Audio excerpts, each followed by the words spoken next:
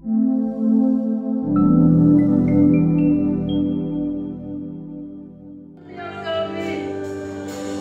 kasih Bapak. Kami tahu Engkaulah pengharapan di dalam hidup kami. Hanya kepada-Mu kami menanam yakin. Hanya di dalam Engkau ada pengharapan bagi setiap kami. Terima kasih Bapak. Terima kasih.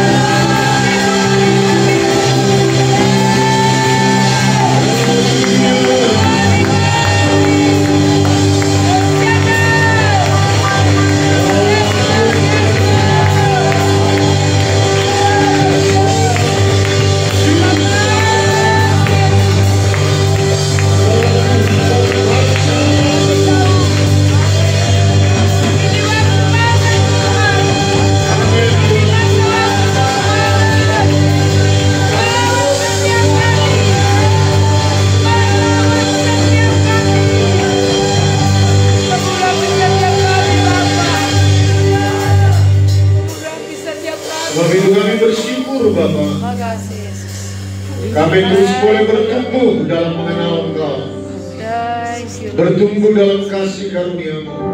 Terima kasih. Adalah jaminan bagi kami untuk beroleh kemenangan demi kemenangan. Terima kasih Tuhan. Di dalam Engkau Yesus Kristus telah tersedia segala berkat rohani dalam surga. Terima kasih. Siang hari ini izinkan kami boleh menggali kebenaran firman, menimba Mengerti dan memahami seperti air. hikmat-Mu Kau berikan bagi kami. Kami bersyukur. Mengerti dan memahami. Terima kasih Bapa. Terima kasih. Kami boleh bersekutu, Kami boleh berhamba, menyenangkan hati, memperlengkapi sikap. memuji, menyembah. Yesus. Hewan puji Terima kasih puji. Tuhan. Kami mau duduk diam di kami, mendengarkan Engkau berfirman bagi kami, Terima kasih. mendengarkan suara-Mu bagi kami. Kami siapkan hati pikiran kami seperti tanah hati yang subur, yang siap ditaburi oleh benih kebenaran firman-Mu. Dalam nama Tuhan Yesus, kita yang siap sama-sama kita katakan amin. Silakan duduk Bapak Ibu yang dikasihi oleh Tuhan. Shalom bagi kita semuanya. Ya. Biasanya hari ini setelah pulang dari misi penginjilan akan ada kesaksian. Cuma karena kita akan perjamuan kudus, waktunya nanti habis tersita, jadi ditunda minggu depan ya. Tadi pagi juga ditunda. Nah,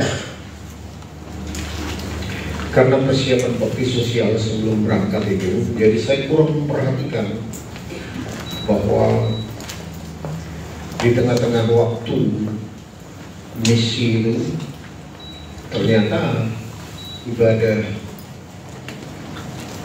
kematian dan ibadah Paskah itu, kematian dan kebangkitan Tuhan Yesus tanggal 7 dan tanggal 9 itu ternyata ada dalam bagian misi itu, dan jemaat yang kita kunjungi pun tidak mengingatkannya. Jadi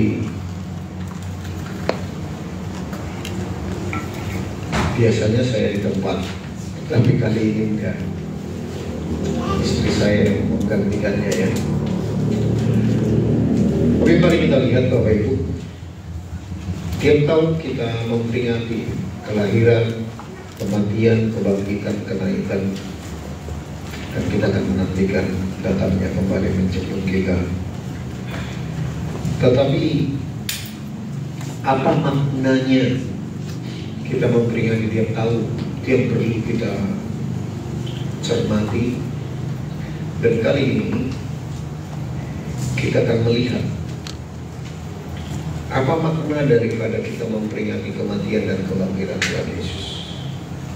Nah, saya yang didapat, yang diberikan kepada saya tahun ini adalah begini. Kita seringkali sebagai umat perjanjian baru,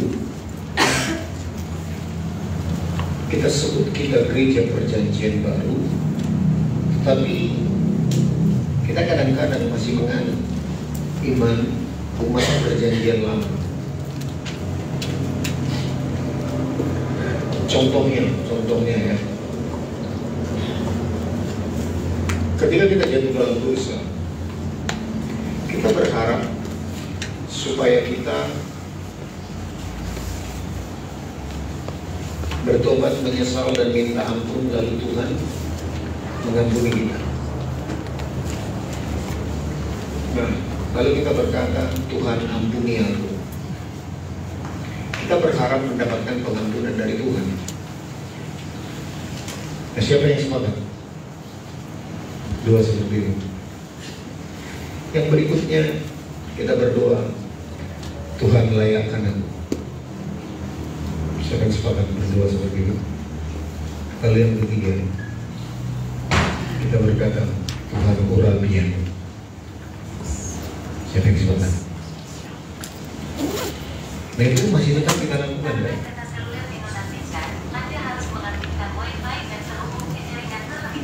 Iya. Tertidur biarin aja. Nah, kita yang masih berdoa seperti itu, masih kita lakukan sampai sekarang ini, itulah terjadi percampuran. Kita hidup di perjanjian baru, tetapi gaya hidup kita masih bercampur dengan iman perjanjian lama. Kalau kita berdoa ketika kita jatuh dalam dosa, lalu kita berharap kita diampuni oleh Tuhan, apakah Tuhan saat itu mengampuni kita? Apakah saat itu Dia berikan darahnya untuk menghapuskan setiap dosa-dosa kita? Kapan Dia menghapuskan dosa kita?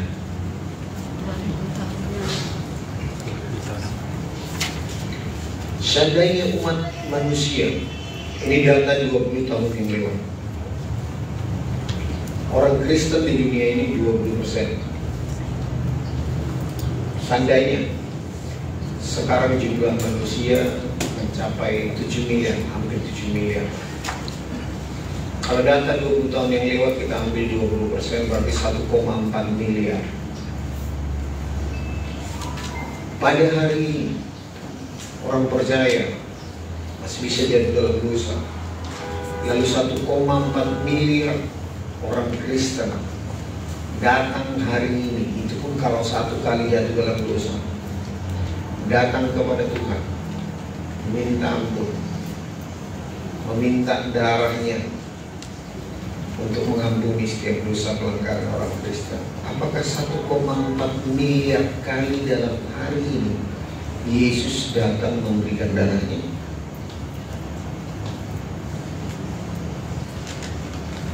Mari sejenak berpikir ya, 1,4 miliar kali. Padahal kita telah membahas Ibrani 10 ayat 10 sampai 14. Dia datang hanya satu kali. Hanya satu kali. Menguduskan kita sekali untuk selama-lamanya. Nanti ulangi lagi baca Ibrani 10 ayat 10 sampai 14, ayat 10 dan 14. Bahkan Ibrani 12 ayat 23 mengatakan Dia menyempurnakan kita sekali untuk selama-lamanya. Itu dikerjakan di dalam roh kita. Itu pengudusan oleh darah Yesus. Pengudusan oleh firman-Nya, itu pekerjaan salib. Darah menguduskan roh kita, firman menguduskan jiwa kita, pikiran, perasaan, kehendak kita.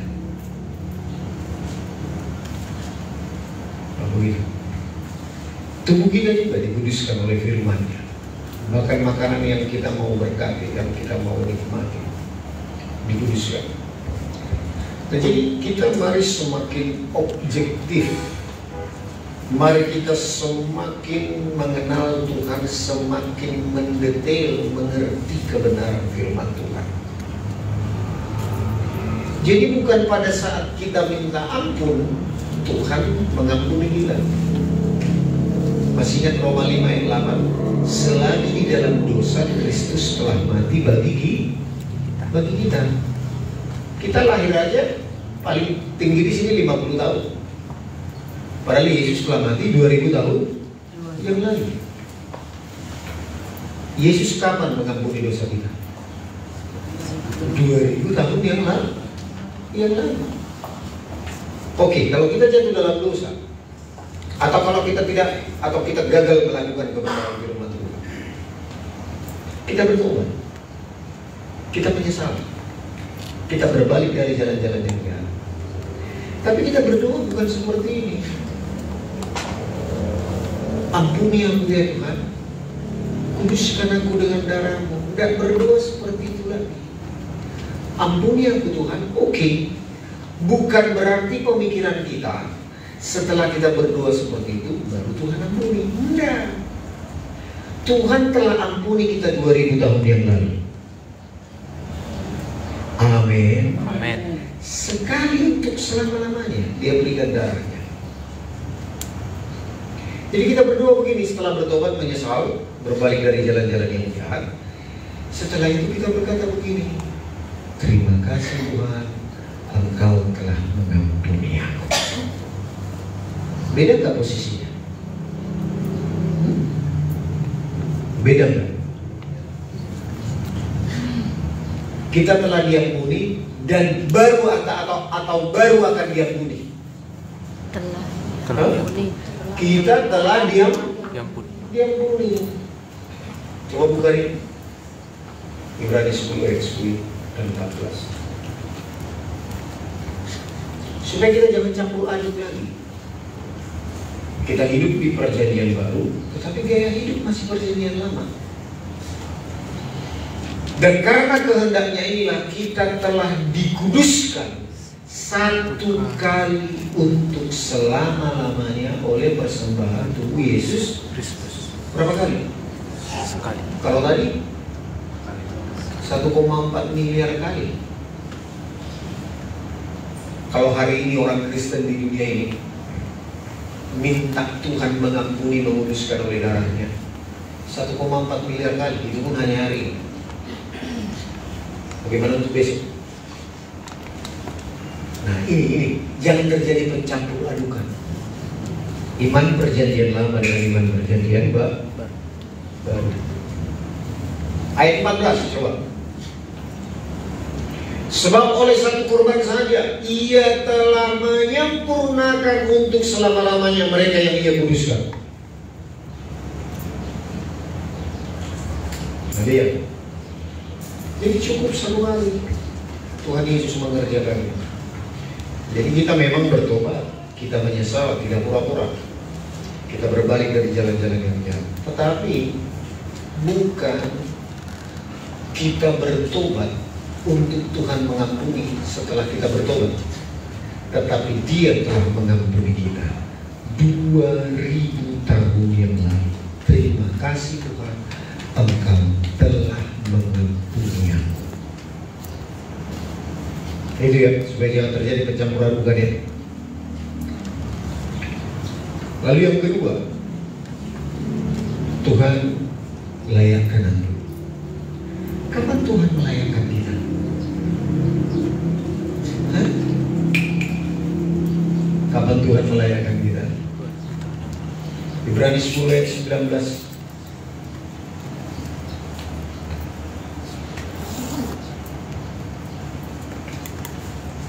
Jadi saudara-saudara, oleh darah Yesus kita sekarang penuh keberanian dapat masuk ke dalam tempat kudus.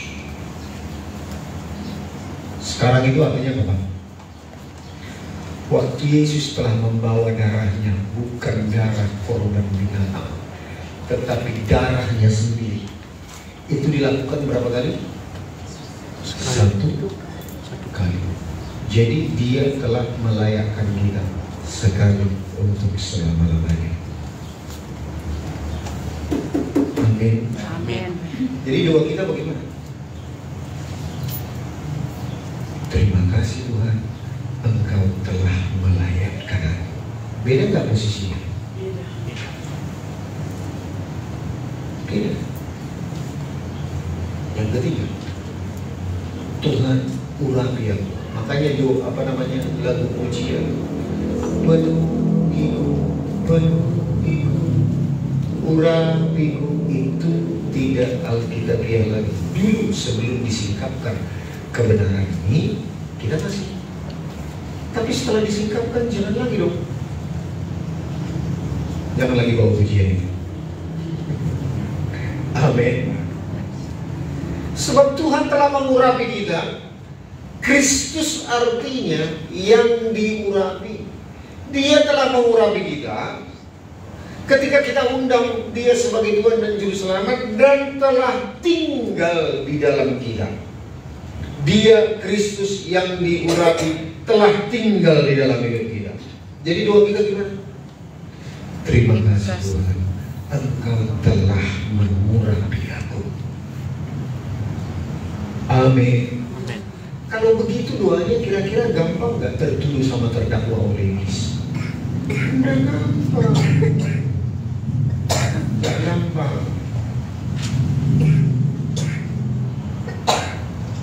posisi orang yang berdoa seperti ini tidak gampang tertuduh, terdakwa oleh iblis. Terima kasih Tuhan, Engkau telah mengampuni aku. Masih bisa berkutik gak iblisnya? Enggak.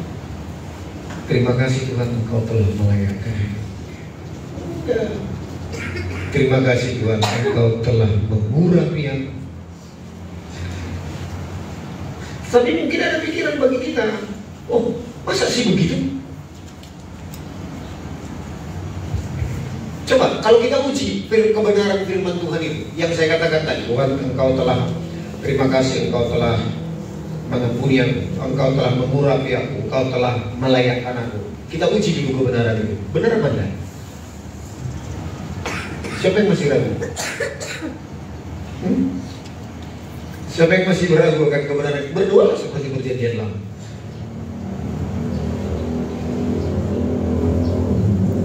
Nah, itu makna bahwa Yesus telah mati dan Dia telah bangkit. Pengakuan kita bahwa Dia telah mati, Dia bangkit, kita nggak hidup lagi di area perjanjian lama. Nah, kalau kita berdoa seperti itu berarti kita menolak kematian dan kebangkitan Tuhan Yesus. Kita nggak relevan lagi berjalan iman kita. Coba dibuka Roma 7 ayat 4 itu.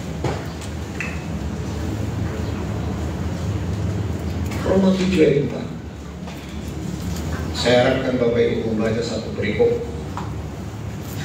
Ya. Nah lihat, sebab itu saudara-saudaraku, kamu juga telah mati bagi hukum Taurat oleh tubuh Kristus, supaya kamu menjadi milik orang lain, yaitu milik Dia yang telah dibangkitkan dari antara orang mati, agar kita berbuah bagi Allah. Sebelum kita mengakui Yesus sebagai Tuhan dan Juru Selamat, kita masih milik iblis. Lalu oleh darahnya kita ditebus dan kita dibeli oleh darahnya. Kita berpindah dari hambanya iblis menjadi hambanya Tuhan, dari miliknya iblis menjadi miliknya Tuhan. Nah, cuma begini, seringkali kita orang Kristen tidak exciting, tidak menggebu-gebu untuk menjadi miliknya Tuhan. Tetapi kita menggebu-gebu menjadi milik diri sendiri. Kita memang nggak mau lagi menjadi miliknya iblis, tetapi kita nggak mau menjadi miliknya Tuhan. Kita maunya menjadi milik diri kita sendiri. Kenapa? Karena cara berpikir kita itu. Nah, coba kita yang percaya, yang bekerja di sebuah perusahaan. Tadi sebelum kita bekerja, kita nggak ada komitmen tuh untuk pergi ke perusahaan tiap hari. Tapi setelah kita bekerja, kita pasti ada dituntut loyalitas. Nggak bisa terlambat. Kita dituntut loyalitas 7-8 jam. Bahkan kalau diminta lagi lembur. Apa yang membuat kita rela memberikan loyalitas kepada perusahaan? Apa? Apa Bapak Ibu? Karena ada reward, ada penghargaan berupa gaji yang diberikan. Pertanyaan yang sama, apa yang membuat kita tidak bisa loyal hidup untuk Tuhan? Kita masih lebih condong hidup untuk diri sendiri. Apa yang membuat kita loyal, lebih loyal hidup untuk diri sendiri, tidak lebih loyal hidup untuk Tuhan? Karena kita belum mengenal Dia dengan benar. Karena fokus kita untuk ikut Tuhan masih sama seperti pergi kepada dukun. Pergi kepada dukun untuk diberkati saja. Datang kepada Tuhan hanya mengharapkan berkat. Maksudnya berkat jasmani. Tetapi ada yang jauh lebih tinggi nilainya daripada berkat itu. Tuhan mengatakan berkat jasmani di dunia ini itu hanya berkat ece-ece. Tapi gak ditulis ece-ece. Berkat yang tidak sesungguhnya. Coba buka Lukas 16 ayat 11.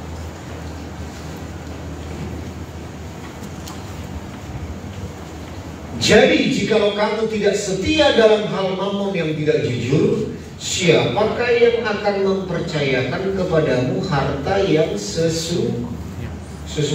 Berarti mamon yang tidak jujur itu adalah harta yang tidak sesungguhnya, harta ece-ece. Kenapa? Sebab harta itu hanya bisa mengikuti kita, membela kita selagi kita ada di dunia ini. Di depan tahta pengadilan Tuhan, dia nggak bisa bela kita. Makanya disebut mamon yang tidak jujur.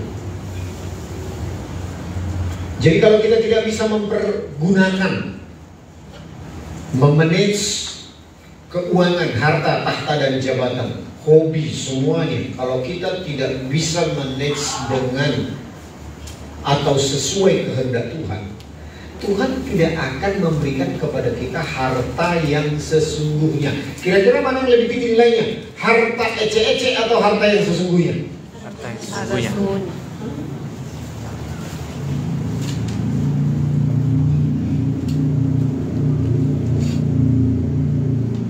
Jadi seringkali di gereja, di mimbar-mimbar yang lebih dieksplor adalah harta ece-ece atau harta yang sesungguhnya? Harta ece-ece tanpa sadar. Padahal di depan tata penghakiman kita nggak bisa dibela oleh harta ece-ece itu. Mamon yang tidak jujur. Yang bisa membela kita hanyalah harta yang sesungguhnya. Bahasa aslinya adalah aletheia.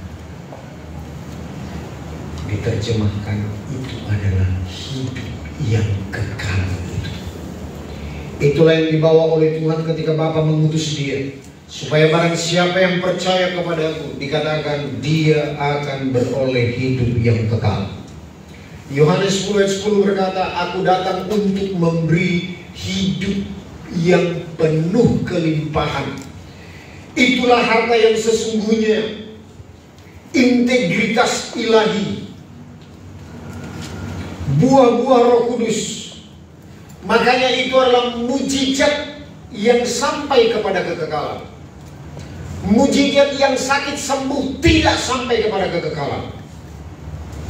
Seorang penyakit kanker stadium 4, lalu dia sembuh. Gagalkah kematiannya? Hanya tertunda. Nah, gagal kematiannya. Jadi jangan terlalu fokus kepada itu. Yang kita perjuangkan adalah harta sampai kepada kekekalan. Nah, kita jarang dikupas harta yang sesungguhnya. Padahal itu diberikan sebelum dunia dijadikan. Tuhan telah memberikan ini. Efesus 1 ayat 3, coba. Ini harta yang sesungguhnya. Supaya kita bisa hidup untuk dia, kita bisa loyal kepada dia. Terpujilah Allah dan Bapa Tuhan kita Yesus Kristus, yang dalam Kristus telah mengaruniakan kepada kita segala berkat rohani di dalam surga. Itu sebelum dunia dijadikan. Di ayat 4 itu, di ayat 4 ya. Sebab di dalam dia, di dalam Kristus, Allah telah memilih kita sebelum dunia dijadikan, supaya kita kudus dan tak bercacat di hadapannya. Jadi kapan disediakan Bapa bagi kita segala berkat rohani dalam surga itu? Hidup yang kekal dari Tuhan Yesus, aletheia itu, berkat yang sesungguhnya itu kapan Bapa sediakan bagi kita? Sebelum dunia dijadikan. Jadi ada nggak orang Kristen yang miskin? Ada nggak? Ada. Tidak ada. Orang Kristen yang miskin tidak menyadari bahwa di dalam dia ada segala berkat rohani di dalam surga. Ketika kita mengundang Yesus sebagai Tuhan dan Juru Selamat, Bapa telah memberikan kepada kita berkat rohani dalam surga itu. Enggak tergantung kepada kondisi. Jadi kalau ada kita dalam masalah, dalam proses, dalam hal apapun, mari kita ingat ini. Tuhan tidak terpengaruh oleh kondisi dan keadaan. Bahkan sebelum dunia dijadikan, Dia telah menyerahkan anaknya kepada kita. Amin. Termasuk orang yang tidak percaya kepada Tuhan Yesus. Tuhan telah menyediakan sebelum dunia dijadikan. Tetapi kapan kita terima itu? Ketika kita menjadi orang percaya. Ketika kita mengundang Dia sebagai Tuhan dan Juru Selamat, maka Bapa pun merealisasikannya. Ini yang saya katakan, Tuhan telah mendownload, Tuhan telah memberikan di dalam hati kita, di dalam roh kita, segala berkat rohani ini. Lalu bagaimana caranya merealisasikannya? Ini dia. Waktu Yesus telah mati dan telah bangkit, dan kita pun mengikutinya. Dimulai dengan apa? Pertobatan. Lalu memberikan hidup kita dibaptis. Makanya Yesus mengatakan kepada Yohanes Pembaptis, biarlah hal itu terjadi kepada kita, supaya seluruh kehendak Allah digenapi. Ya. Yohanes Pembaptis kan bilang bahwa aku tidak layak. Jadi Yesus memberikan Dia supaya seluruh kehendak Allah digenapi. Segala berkat rohani ini bisa kita terima. Lewat apa? Kita memberikan hidup kita dibaptis. Komitmen kita hidup bersama dengan kematian Kristus dan bangkit bersama dengan Dia. Hidup untuk Dia, itu bukti kebangkitan. Itu bukti kebangkitan, bahwa kita hidup untuk Dia, bukan untuk diri sendiri. Amin. Jadi pewahyuan pengenalan akan Dia membuat kita semakin antusias hidup untuk Dia. Makanya kita disuruh untuk bertumbuh dalam pengenalan akan Dia dan dalam kasih karunia. Begitu makna yang saya dapat tahun ini, makna daripada kematian dan kebangkitan Tuhan Yesus. Jadi kita jangan campur-adukan lagi. Amin. Amin. Sekarang mari kita lihat bagaimana cara menggali segala berkat rohani yang tersimpan di dalam roh kita, supaya itu bisa keluar melalui pikiran, perasaan, kehendak kita, dinikmati oleh tubuh kita, bahkan orang lain di sekitar kita. Bagaimana caranya? Amsal 20 ayat ini. Oh, di sini banyak penduduk ibadah satu ya. Penduduk.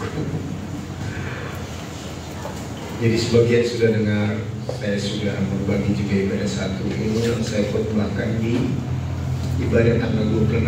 Tapi ibadah satu aja, ibadah dua kami sudah berangkat tanggal 26 kemarin. Jadi saya sambung lagi. Amsal 20 ayat 5. Kita baca yuk, 2-3. Rancangan di dalam hati manusia itu seperti air yang dalam, tetapi orang yang pandai tahu menimbanya. Sekilas kalau kita membaca ayat ini, sepertinya kalimat biasa saja. Tetapi kalau kita merenungkannya, ini sangat dalam pengertiannya. Rancangan di dalam hati manusia ini menunjuk perjanjian baru. Ini Ini kebenaran firman Tuhan di perjanjian lama, tetapi ini menunjuk kepada gaya hidup perjanjian baru. Begini. Karena di dalam hati manusia, menurut perjanjian lama, Yeremia berapa itu ya? Dikatakan begini, hati manusia itu licik. Karena apa? Tuhan belum memberikan hati yang baru. Wajar aja. Manusia perjanjian lama memiliki hati yang licik. Karena belum tinggal Yesus di dalam kita. Roh Kudus belum tinggal. Nah, tetapi ini menunjuk rancangan di dalam hati manusia. Kata rancangan di sini adalah setiap kebenaran firman Tuhan yang telah pernah kita dengar dan menjadi rema dalam hidup kita. Itu pengertian dari rancangan. Rancangan Tuhan ini, rancangan di dalam hati manusia, termasuk rancangan Tuhan memberikan segala berkat rohani. Nah, jadi dikatakan rancangan di dalam hati manusia itu seperti air yang dalam. Di dalam roh kita telah didownload segala berkat rohani berupa kebenaran, hikmat dari Tuhan. Firman Tuhan mengatakan Kristus adalah hikmat.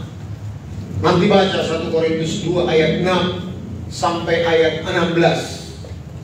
Judulnya hikmat yang dari atas. Hikmat itu tidak bisa diperoleh oleh karena kita duduk di bangku kuliah. Jadi kita tamat S1, S2, S3 belum tentu bisa dapat hikmat. Hikmat itu hikmat yang tersembunyi dari atas. Hikmat itu yang tidak pernah didengar oleh telinga, dilihat oleh mata, yang tidak pernah tersimpan di dalam hati. Itu disediakan bagi kita yang mengasihi Dia.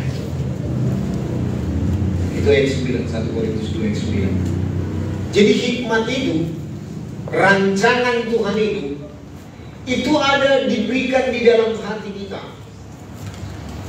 Nah, Yohanes 7 ayat 38 mengatakan, barang siapa percaya kepadaku, seperti yang dikatakan oleh kitab suci, dari dalam hatinya akan mengalir aliran-aliran air hidup. Bagaimana cara merealisasikan, mengeluarkan air yang di dalam hati kita supaya menjadi aliran-aliran air yang hidup? Bagaimana caranya? Amsal 20 ayat 5 tadi mengatakan, tetapi orang pandai tahu menimbanya. Jadi syaratnya kita harus menjadi orang pandai. Sekali lagi di mata Tuhan, orang yang pandai bukan berarti orang yang lulus kuliah. Orang yang pandai di mata Tuhan dengan kata lain disebut orang bijaksana. Yesus pernah mengkhotbahkannya dalam Injil Matius pasal 7 ayat 24 sampai 27. Tuhan Yesus mengatakan begini, orang yang bijaksana adalah orang yang mendengar firman Tuhan dan melakukannya. Di mata Tuhan kita disebut orang bijaksana atau orang pandai kalau kita mendengar firman Tuhan dan melakukannya. Amin. Di mata Tuhan kita disebut orang bodoh kalau kita mendengar firman Tuhan tetapi tidak melakukannya. Amin. Saya garis sepakat firman Tuhan itu. Pertanyaan saya berikutnya, siapa yang lebih banyak, orang pintar atau orang bodoh?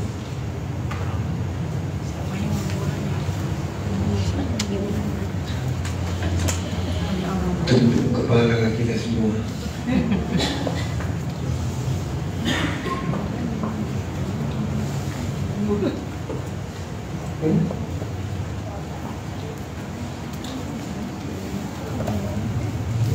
Kita lebih banyak mendengar puji Tuhan kalau masih haus akan kebenaran. kita masih tergiur untuk mendengar firman Tuhan. Jemaat gereja Pentakosta dan Karismatik suka pewahyuan yang baru.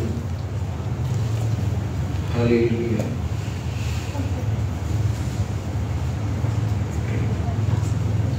Tetapi banyak yang bodoh karena gak mau melakukannya, gak pintar menimbanya.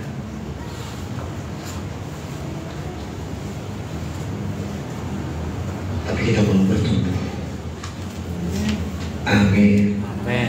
Kita mau jadi orang pandai. Amin. Kita mau jadi orang bijaksana. Amin. Supaya kita bisa menimba dari air yang dalam di dalam hati kita setiap kebenaran firman Tuhan, setiap hikmat yang tersembunyi, setiap harta berkat rohani yang Bapa telah sediakan. Bahkan sebelum dunia dijadikan, kita bisa menimbanya dan mengalirkannya keluar sebagai aliran-aliran air yang hidup. Caranya bagaimana? Setiap kebenaran firman Tuhan harus kita lakukan. Amin. Berarti itu tergantung perasaan atau tergantung keputusan? Keputusan. Keputusan sesuatu yang dari dalam. Yang dari luar itu pengaruh. Contoh, langsung aja aplikasinya ya. Jemaat Pentakosta Karismatik agak berbeda dengan gereja tradisi. Yaitu apa? Apa yang paling berbeda? Jemaat Pentakosta Karismatik sudah pintar nyengking iblis.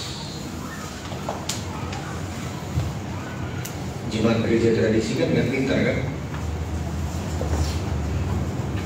Tapi pintarnya kebablasan. Setiap ada masalah dan persoalan, jemaat karismatik Pentakosta juga pintar menangkinya. Padahal lewat masalah dan persoalan kita semakin diberkati. Kita tangking berkali. Kebablasan. Apa definisi masalah? Masih kita ingat? Atau persoalan? Dilemparkan semakin dekat kepada tujuan. Itu definisi masalah. Dilemparkan semakin dekat kepada tujuan. Jadi artinya kalau ada masalah, lihat masalah itu ada dua. Yang pertama dari Tuhan, ujian. Ujian itu sesuatu yang menekan kita, yang membongkar kehidupan kita, tetapi tujuannya untuk membangun. Itu ujian. Tetapi kalau masalah atau pencobaan itu berasal dari iblis, tujuannya membongkar, tetapi untuk menghancurkan kita. Nah, tetapi jangan ngeri tentang hal itu, sebab itu di-cover oleh Tuhan bahwa Allah turut bekerja dalam segala sesuatu, termasuk ujian maupun pencobaan, untuk mendatangkan kebaikan bagi kita yang mengasihi Dia. Tuhan cover. Dan juga Tuhan cover begini, bahwa pencobaan-pencobaan yang kamu alami tidak akan melebihi kekuatanmu. Tuhan cover kok. Aman kita. Aman dalam hal ini. Nah, cuma itu tadi, kita seringkali kebablasan. Waktu datang persoalan, masalah datang kepada kita, kita langsung tengking. Kalau persoalan datang kepada kita, masalah kepada kita, apakah itu selalu karena kesalahan kita? Apakah itu karena kesalahan kita selalu? Enggak. Enggak selalu karena kesalahan kita. Kalau karena kesalahan kita, oke, kita bertobat, kita menyesal, kita berbalik. Amin. Amin. Tapi pertanyaannya, apakah itu selalu karena kesalahan kita? Matius 13 ayat 21. Kita baca. Tetapi ia tidak berakar dan tahan sebentar saja. Apabila datang penindasan atau penganiayaan karena firman itu, orang itu pun segera murtad. Penindasan atau penganiayaan karena firman,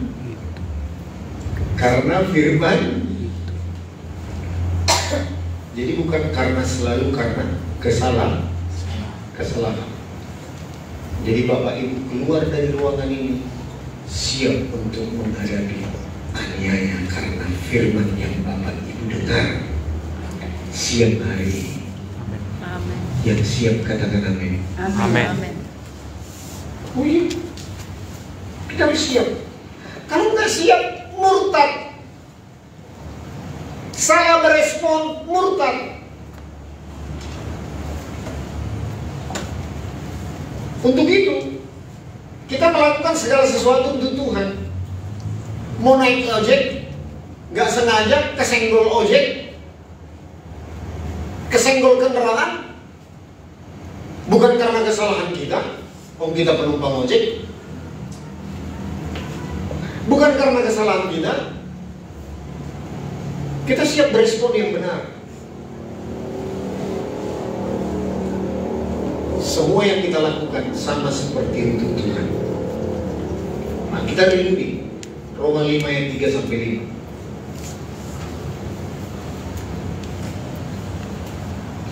Kalau sifatnya dari luar, itu nggak bisa kita kontrol. Kalau sesuatu dari luar, yang bisa kita kontrol adalah yang dari dalam. Lihat. Dan bukan hanya itu saja, kita malah bermegah juga dalam kesengsaraan. Kesengsaraan dari luar apa dari dalam? Dari luar. Penganiayaan karena firman itu dari luar. Jadi kita nggak bisa kontrol. Kita nggak bisa manage orang yang datang membuli kita, membohongi kita, menganiaya kita, menipu kita, apalagi. Pokoknya yang dari luar, kita nggak bisa kontrol. Tetapi kenapa Paulus mengatakan kita bermegah? Bermegah itu sifatnya merugikan atau menguntungkan? Jangan lihat dulu bermegah karena kesengsaraan. Bermegah itu menguntungkan atau merugikan? Dia mana-mana yang pernah kayaknya. Menguntungkan atau merugikan? Menguntungkan. Bermegah itu menguntungkan dan merugikan. Tetapi kok bisa disandingkan ya? Bermegah dalam kesengsaraan. Khotbah Tuhan Yesus lagi. Berbahagialah orang yang menderita karena aku. Kok bisa berbahagia? Tetapi posisinya menderita. Dianiaya karena aku. Kok bisa berbahagia ya? Tentu kita ini harus bertanya, ada apa sih di dalam kesengsaraan itu? Aniaya karena kebenaran itu? Kok bisa dikatakan berbahagia? Kok bisa dikatakan bermegah? Berarti ada berkat tersembunyi di dalamnya. Itu rahasia. Jadi jangan sembarang tengking permasalahan. Jangan sembarang tengking persoalan. Tapi mari tanya kepada Tuhan, apa sih Tuhan kehendakmu di balik masalah ini? Coba, Tuhan tadi mengkabar kita bahwa Dia Allah turut bekerja dalam segala sesuatu. Bagi kita yang mengasihi Dia, apakah semua orang Kristen mengasihi Tuhan? Mengasihi Tuhan. Kalau ditanya siapa di sini yang mengasihi Tuhan, semua kita tunjuk tangan. Tetapi apakah semua benar-benar mengasihi Tuhan? Ayat 29, siapa yang dimaksud mengasihi Tuhan di ayat 28? Roma 8 ayat 29. bagi kita yang mengasihi Dia. Itu akhir dari ayat 28. Ayat 29, sebab semua orang yang dipilihnya dari semula, mereka juga ditentukannya dari semula untuk menjadi serupa dengan gambaran anaknya, supaya ia anaknya itu menjadi yang sulung di antara banyak saudara.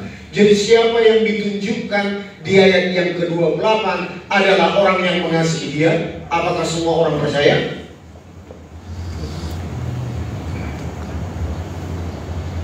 Tapi orang yang mengasihi Dia, yang ditunjuk di ayat 28 adalah orang yang mau berubah untuk menjadi serupa dengan gambaran anaknya.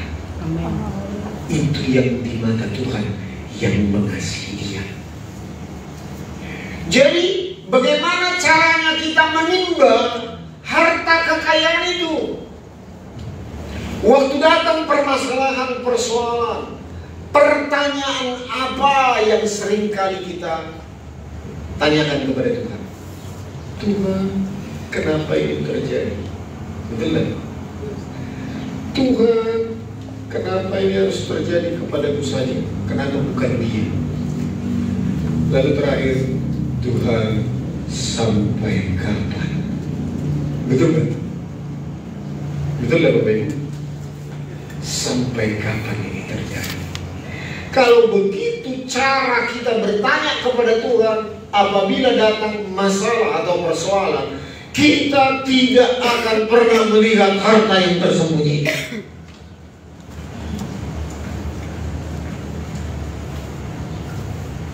Tapi kalau kita mengerti bertanya dengan benar sesuai dengan ayat 29, harusnya kita bertanya begini, Tuhan, apa yang perlu kuperbaiki dalam hidupku lewat masalah yang sedang terjadi? Lalu Tuhan akan tunjukkan ini.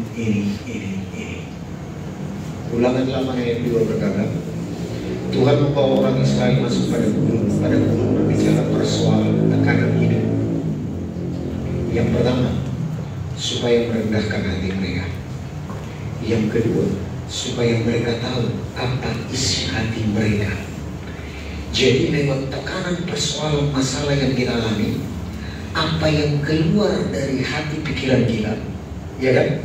Kalau misalnya kata-kata kebun binatang mempermasalahkan orang lain, mencari kambing hitam, kambing congek, kambing putih, berarti itu yang masih ada di dalam hati kita. Itu yang perlu diperbaiki, itu yang perlu diubah. Bagaimana kita tidak lagi merepet. Jadi saya sepanjang pelayanan ini kesaksian aja dikit ya. Lumayan lah. Gak seenak tinggal di rumah. Kalau pelayanan itu waduh, karena kita hidup tinggal di rumah pada umumnya, karena kita ke desa-desa kan, di rumah gembalanya. Waduh, jauh lah dari rumah kita ketenangannya, ya. Apalagi di belakang ada gazebo kan, bisa tidur siang. Nah, jadi kalau tidur, apalagi nggak ada kipas angin, dinias itu udaranya panas. Apa kalimat yang Tuhan berikan di hati saya? Karena itu pasti bisa dilewati. Karena itu pasti bisa dilewati. Saya hitung-hitungan berapa lama lagi Tuhan. Itu tugas tanggung jawab itu terus terang. Kalau sudah berangkat itu bebannya lumayan. Kapan saya merasa plong? Ketika pelayanan terakhir sudah selesai. Hari ini tanggal 9 sudah selesai ibadah terakhir pelayanan. Saya siap mandi, ya kan? Khotbah kan rata-rata memang nggak pakai AC. Jadi panasnya, air keringat mengalir di dalam. Itu nggak pakai jas. Saya tidak pakai jas, pakai batik saya. Nah begitu. Jadi keringat, waduh, ini kan masih enak. Ada AC. Nah, setelah selesai pelayanan terakhir, rasanya plong sekali. Tugas telah selesai Tuhan. tiba saatnya pulang ke kampung halaman, kampung Marlegon. Tiba saatnya, makanya sampai di Medan biasanya kan Minggu malam, Senin pagi biasanya sudah pesan tukang urut. Apalagi di Bandung Mas, 4 malam diserbu sama kipas angin, masuk angin. Tidak biasa kena kipas angin, apalagi langsung. Kita tidur sama gembalanya juga di di ruangan tengah. Kipas angin sudah biasa mereka nikmati, kita tidak biasa. Jadi diterpa kipas angin, ya kita mau protes apa? Kita numpang di rumah orang. Masuk angin dan tiba di Medan biasanya. Kali ini saya agak lama karena ada tuntutan dari keluarga saya. Kenapa Bapak Seren itu kalau datang ke Medan tidak pernah singgah di rumah saya? Paling kami pelayanan. Kalau pergi ke Medan pelayanan, tetapi harus dituntut. Manarita, kira-kira begitulah bahasa Bataknya. Jadi saya sengaja longgarkan. Jadi saya tidak naik kapal laut pulangnya, naik pesawat. Kali ini bayar harga.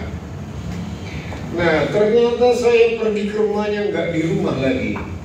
Padahal saya khusus memberikan waktu supaya berkunjung ke rumahnya. Nggak di rumahnya lagi.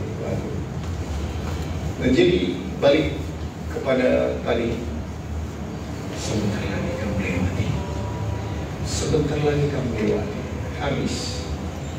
Jadi 2 minggu waktu ke depan pasti kita lewati. Hidup kita juga di dunia ini pasti kita lewati. 70-80 tahun dalam proses padang gurun di dunia ini pasti kita lewati. Tapi jangan hilang kesempatan.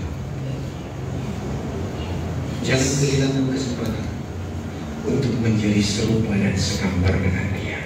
Amin. Jangan ujian kelas 1 itu sudah lewat-lewat ujiannya.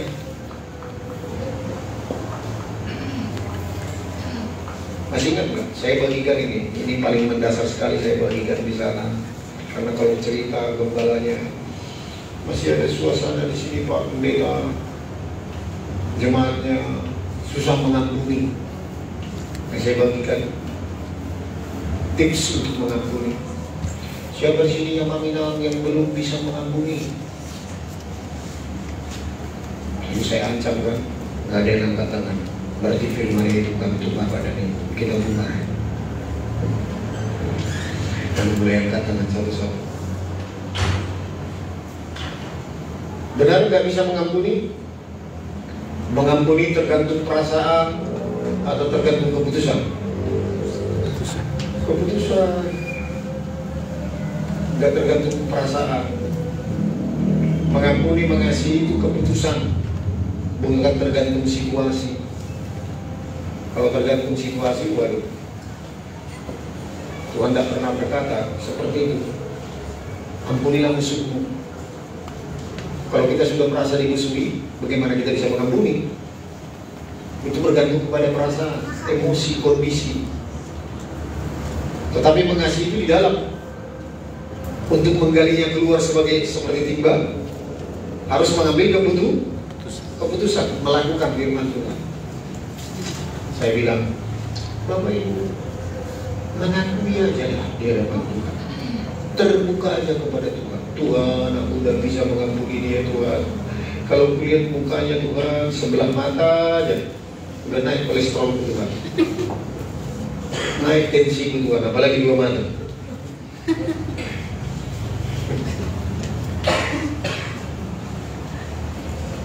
Akui aja di hadapan Tuhan.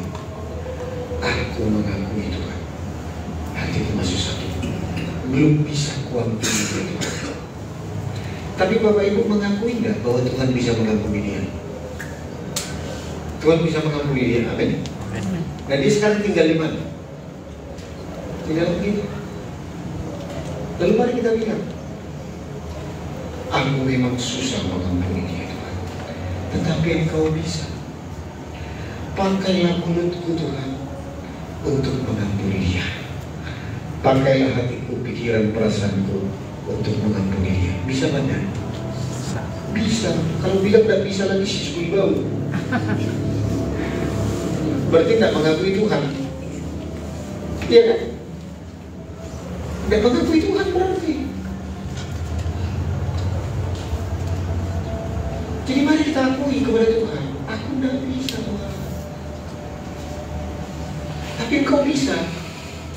Engkau bisa mengampuni dia lewat mulutku, pakai mulutku Tuhan. Walaupun sakit hati perasaanku, pakai hatiku Tuhan untuk mengampuni dia.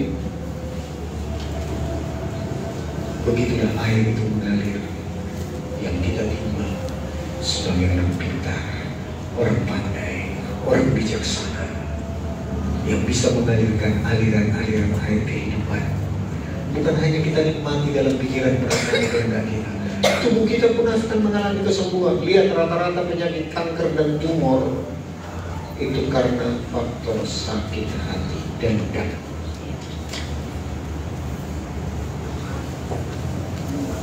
Itu dia. Dendam, sakit hati, iri hati. Nah, kalau mau terhindar dari penyakit itu, jangan sakit hati. Amin. Amin. Ingat Imam Perjanjian Lama, tidak ada penyakit kolesterol. Makan dan berlemak mereka. Tidak ada penyakit kolesterol. Tapi jangan kebablasan ke Perjanjian Baru. Makan berlemak terus. Kamu kuduskan, waduh. Tapi Imam Perjanjian Lama yang betul. Namanya juga Perjanjian Lama kan. Sifat Tuhannya masih di luar, belum di dalam. Kita sudah di dalam, gak bisa lagi campur adukan.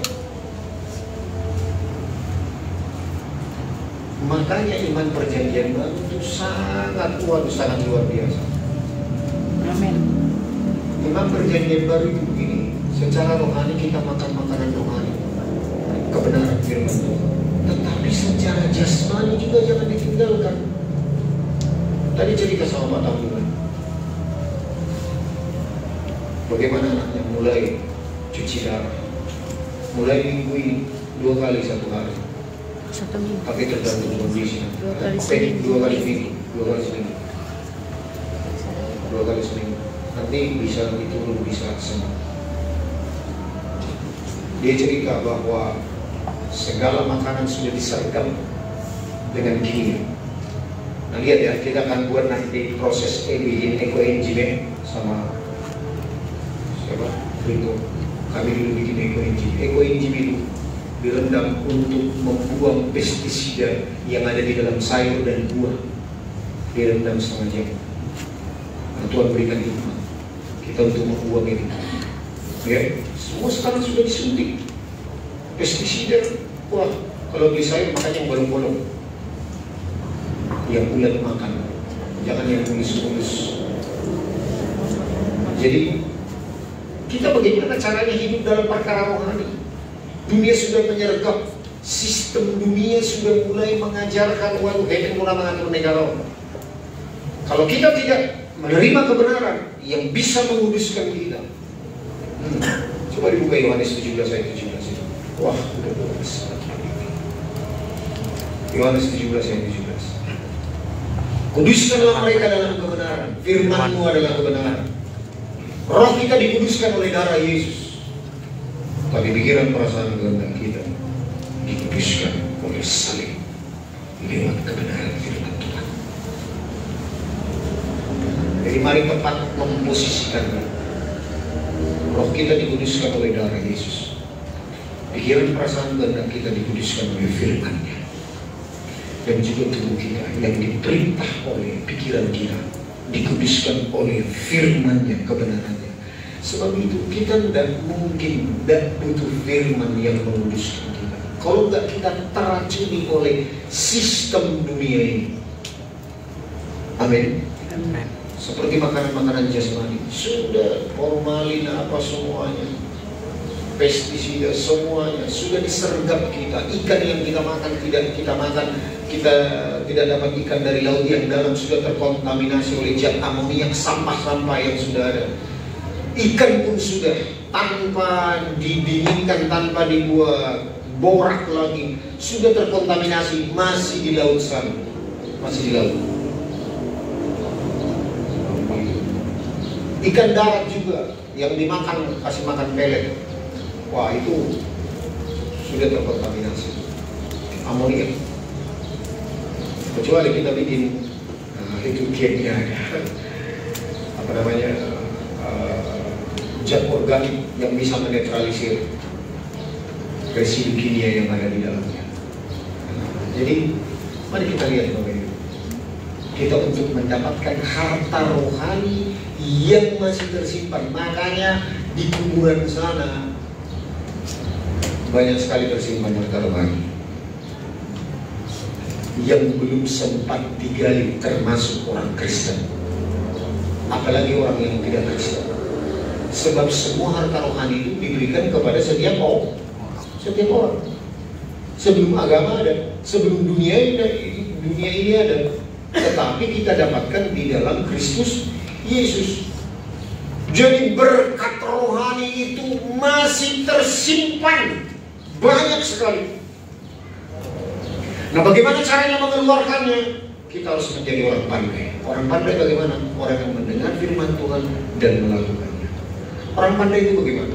Bisa menaklukkan suara yang muncul di dalam pikiran.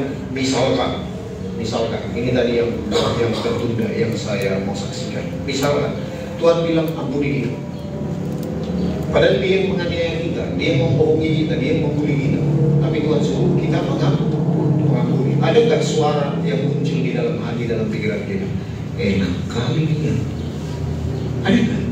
Ada. Orang pandai harus bisa menundukkan suara itu, menggantikannya dengan Roma 12 ayat 2. Berubahlah oleh pembaruan akal-mu supaya kamu mengerti apa kehendak Allah yang baik, yang berkenan, dan yang sempurna. Dan mari kita dengan kehendak bebas kita memilih apa kehendak Tuhan. Amin. Kita harus tundukkan suara itu. Oh, suara dari siapa itu? Yang bilang enak kali dia. Dari iblis kan? Sebab firman Tuhan yang mengatakan yang enak yang mana? Yang melakukan kehendak Allah. Nah, kalau pasangan kita belum berubah, belum melakukan kehendak Allah, masih ngomel-ngomel, masih marah-marah, mari kita tetap tekun melakukannya, mengasihi Tuhan. Oh, kita tinggalkan dari Roma 5 itu ya, bermegah dalam kesengsaraan, supaya lewat kesengsaraan itu kita mengalami ketekunan.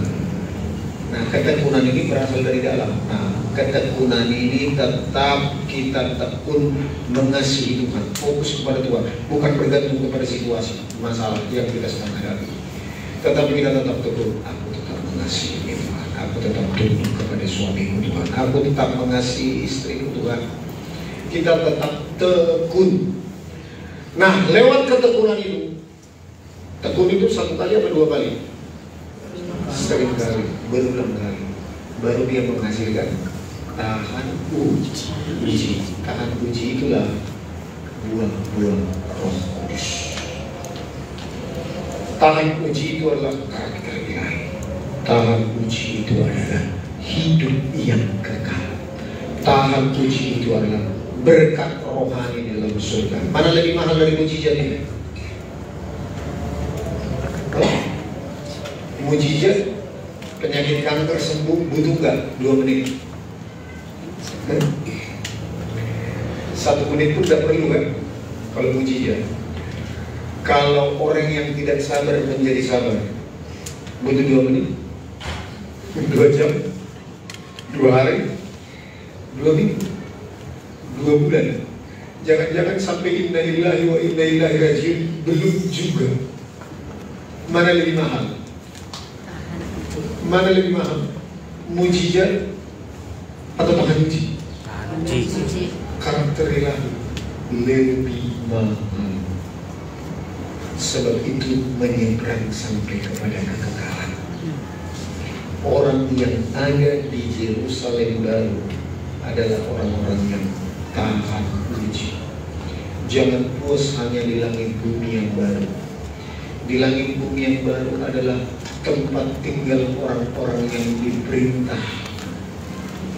Di Yerusalem baru adalah tempat tinggal dari orang-orang yang memerintah. Di Yerusalem baru yang tinggal di sana adalah orang-orang yang namanya tertulis dalam kitab kehidupan anak domba Allah. Di langit bumi yang baru adalah tempat tinggal yang namanya tertulis dalam kitab kehidupan saja. Dibaca ya, Wahyu 1 ayat 7. Jadi mari kita berjuang masuk ke sana. Dengan cara apa?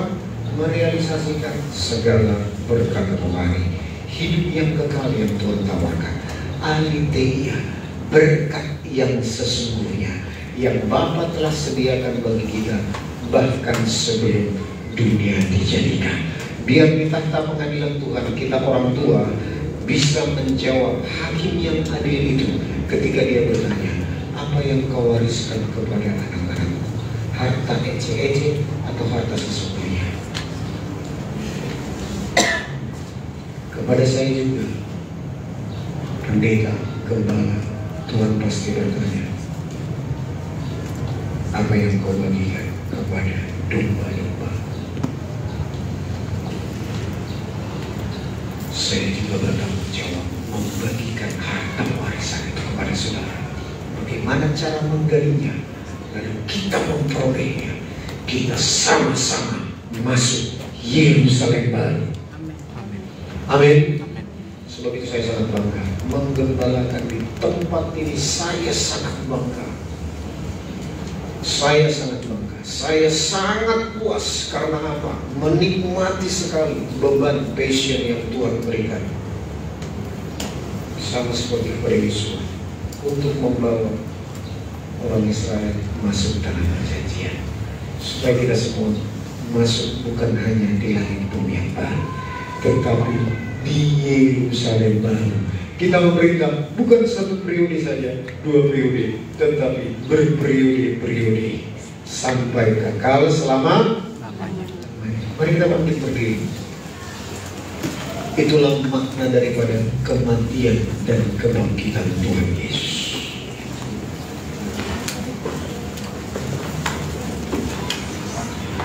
Saya panggilkan para pelayan Tuhan, pelayanan perjalanan kudus. Kami bersyukur Bapa, kami berterima kasih untuk sampai sekarang ini, sampai saat ini Engkau terus menuntun kami bertumbuh di dalam pengenalan akan Engkau. Makna dari kematian dan kebangkitan Tuhan Yesus Engkau semakin sederhanakan di dalam kami. Bagaimana kami cara menimba harta yang tersembunyi di dalam Kristus Yesus yang telah mati dan telah bangkit dan sebentar akan datang menjemput kami, supaya hidup yang kekal itu termanifestasi dalam hidup kami, dan kami boleh bermegah dalam kesengsaraan, dan kami meresponnya dengan ketekunan. Mata kami tertuju kepadamu dan siap selalu melakukan kebenaran, sampai kami melahirkan tahap uji hidup yang kekal, karakter ilahi. Karena di dalamnya Engkau telah memberikan pengharapan. Kasih yang Kau berikan kepada kami adalah seperti saur yang kuat. Terima kasih Bapak, menteraikan firman-Mu lewat perjamuan kudus ini. Sebab Engkau yang berfirman, supaya kami melakukan perjamuan sambil mengingat pengorbanan-Mu 2000 tahun yang lalu, kematian-Mu, yaitu terpisahnya Engkau dengan Bapa, dan juga kematian secara fisik, penderitaan secara fisik. Kami telah Engkau tebus dari kematian itu semua, supaya kami boleh bersekutu dengan Engkau Bapa, dan kami tidak mengalami kematian yang kedua. Terima kasih Bapa, oleh tubuh dan darah-Mu lewat perjamuan ini kami mengalami koinonia, persekutuan dengan tubuh dan darah Kristus Yesus. Terima kasih Engkau telah melayangkan setiap hamba-hamba untuk melayani kami. Kami bersyukur dalam nama Tuhan Yesus. Mari silakan dijalankan.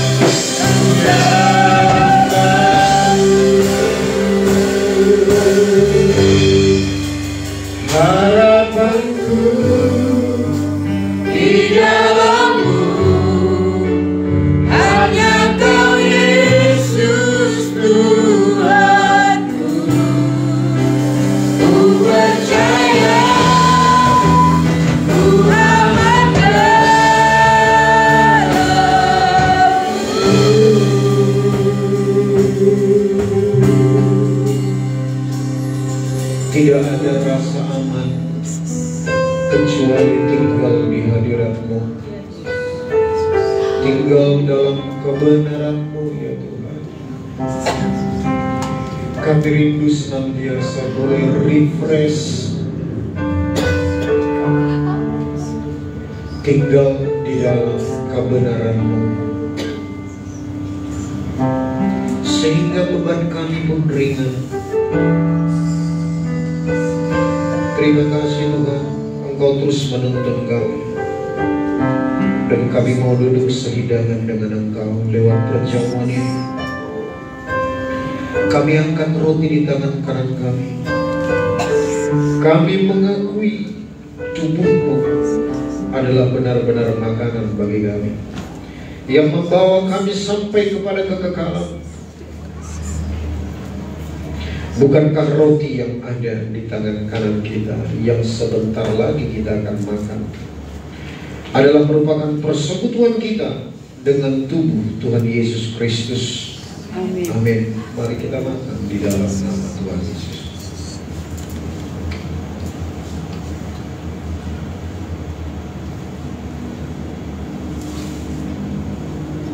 Demikian juga kita mengangkat cawan. dari sekujur tubuhnya tercurah darahnya, sambil mengingat pengorbanannya. Bukankah anggur yang ada di dalam cawan ini yang sebentar lagi kita akan minum adalah merupakan persekutuan kita dengan darah Tuhan Yesus Kristus? Mari kita minum di dalam nama Tuhan Yesus.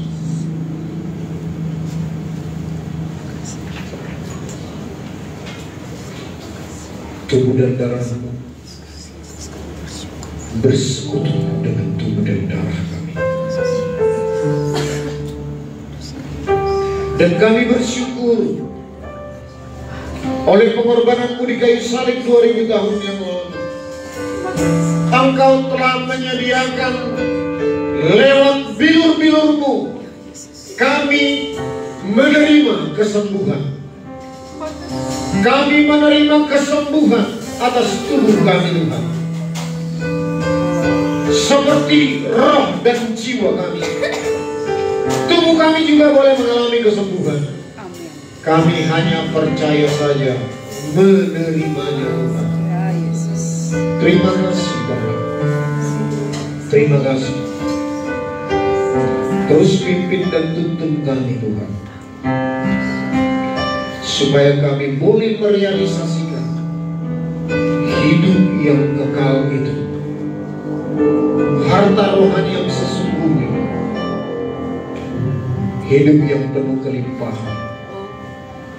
Kami boleh terima di dalam hidup kami, dan itu yang menyelamatkan kami di depan tahta pengadilan Kristus, yang kami bawa sampai kepada kekekalan, menteraikan Tuhan apa yang kami terima.